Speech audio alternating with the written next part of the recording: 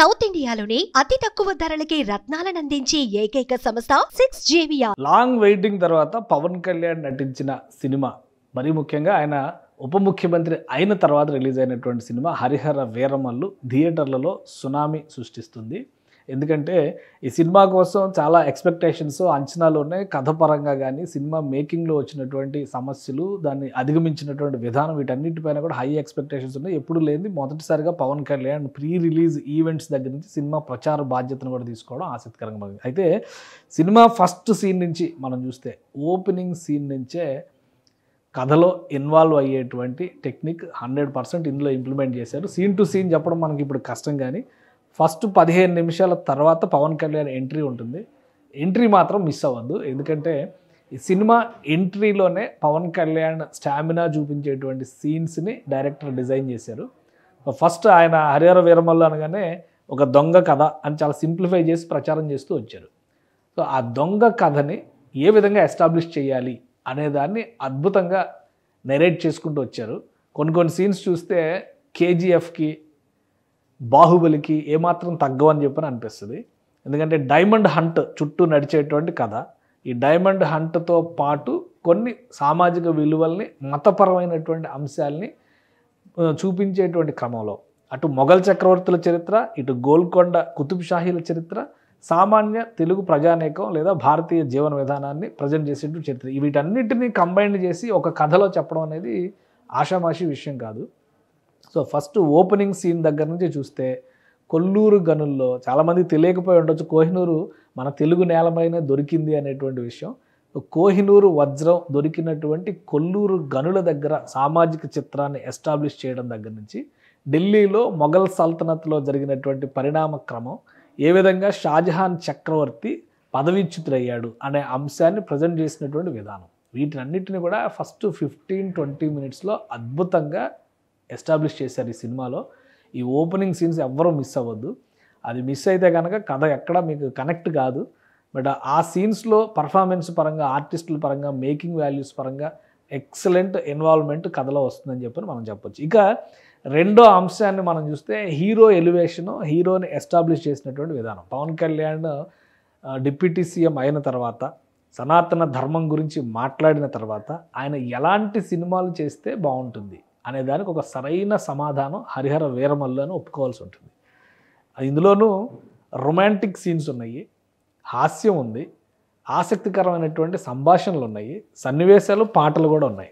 కానీ పవన్ కళ్యాణ్ స్థాయి ఏమాత్రం తగ్గకుండా ఆ లెవెల్ని మెయింటైన్ చేస్తూ, ఆ డిగ్నిటీని, డీసెన్సీని మెయింటైన్ చేస్తూ ప్రజెంట్ చేయడంలో మాత్రం డైరెక్టర్స్ ఇద్దరూ సక్సెస్ అయ్యారు. ఎందుకంటే ఏ సీన్స్ ఎవరు తీశారనే దాని మీద క్లారిటీ లేదు కాబట్టి ఫస్ట్ పార్ట్లో ఎక్కువ పోర్షను బహుశా క్రిష్ డైరెక్షన్లోనే జరిగి ఉండొచ్చు. ఎందుకంటే ఫస్ట్లో రిలీజ్ అయినటువంటి ట్రైలర్స్ వాటిని బట్టి చూసిన, క్రిష్ ప్రాజెక్ట్లో ఉన్న సమయంలో తీసినటువంటి కాబట్టి ఆయన ఇన్వాల్వ్మెంట్లో వచ్చినటువంటి సీన్స్ అయి ఉండొచ్చు. కాబట్టి ఫస్ట్ హాఫ్ మొత్తం కూడా ఒక గ్రిప్పింగ్ స్టోరీ, ఏ సీను మిస్ అయ్యేటువంటి పరిస్థితి ఉండదు. థియేటర్లో అల్లరి చేసేటువంటి బ్యాచ్లు ఉంటారు కాబట్టి ఫ్యాన్స్ చేసేటువంటి అల్లరి వలన కొన్ని డైలాగ్స్ వినపడకపోవచ్చు, మిస్ అవుతున్నా అనే ఫీలింగ్ కూడా ఉండొచ్చు. కానీ ప్రశాంతంగా చూడండి సినిమా.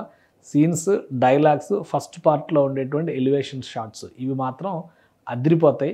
ఎక్కడ ఏమాత్రం లెవెల్ తగ్గే విధంగా అయితే ఉండవు.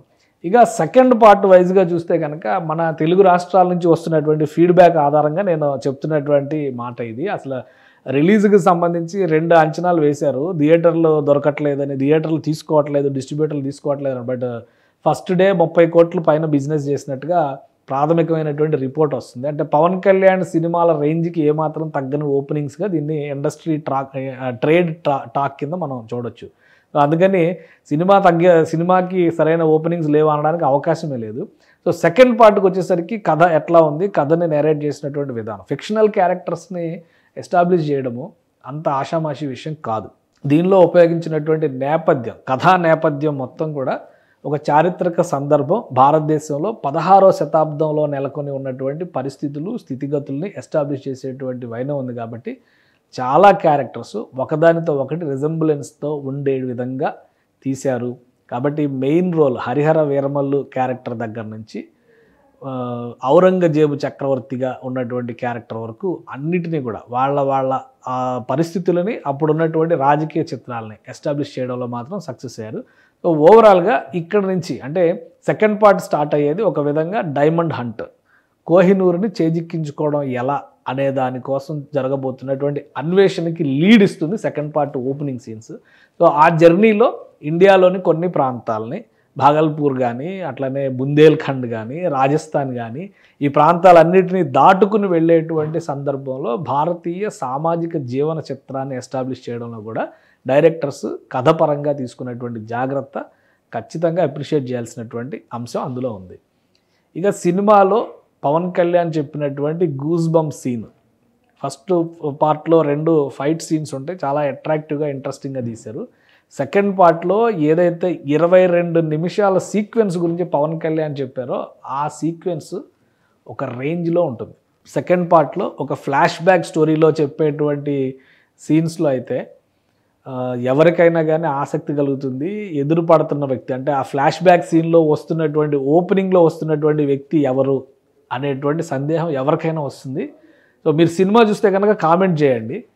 ఓపెనింగ్ సీన్లో సెకండ్ పార్ట్లో ఫ్లాష్ బ్యాక్ ఓపెనింగ్ సీన్లో వచ్చినటువంటి కేమియో అపీరెన్స్ ఎవరు అనేది కనుక మీకు తెలిస్తే ఒక్కసారి కామెంట్ చేయండి. ఎందుకంటే కొన్ని ఇంట్రెస్టింగ్ ఫ్రేమ్స్ అందులో ఉన్నాయి.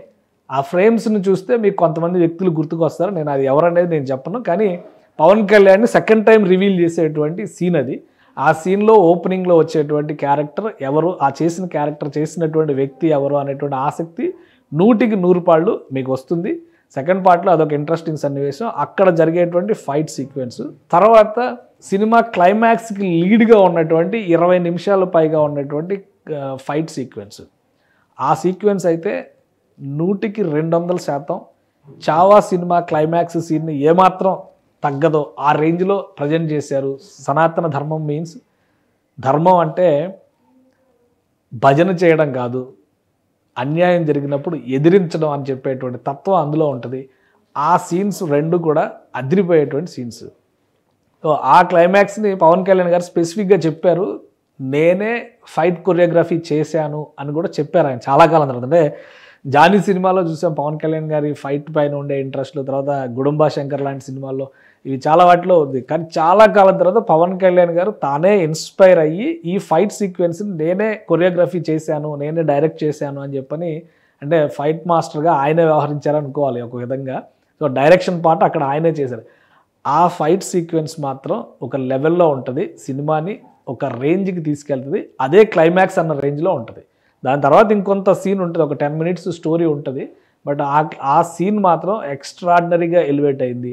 సో ఈ సినిమాలో హరిహర వీరమల్లు సినిమాలో ఓపెనింగ్లో కానీ ఎండింగ్లో కానీ ఇవి ఎట్టి పరిస్థితుల్లో మిస్ కాకూడనటువంటి సన్నివేశాలు. ఇక ఓవరాల్గా సినిమా పరంగా చూస్తే ఇండియన్ మార్కెట్లో వస్తున్నటువంటి రివ్యూ పరంగా ఇది ఒక హిస్టారికల్ మూవీగా, హిస్టారికల్ ఇష్యూస్ని డిస్కస్ చేస్తున్నటువంటి మూవీగా పాజిటివ్ ఫీడ్బ్యాక్ వస్తుంది. ఆర్టిస్టుల performance, technical values, graphics work విషయంలో కొంత అసంతృప్తి ఉందన్నమాట వాస్తవం. ఎందుకంటే కొన్ని సీన్స్ని ప్రొడ్యూస్ చేసేటువంటి క్రమంలో టైమింగ్ సెట్ కాకపోవడం, పవన్ కళ్యాణ్ గారి షెడ్యూల్ కావచ్చు, ఆ విషయాల్లో కొంత అసంతృప్తి కలగొచ్చు.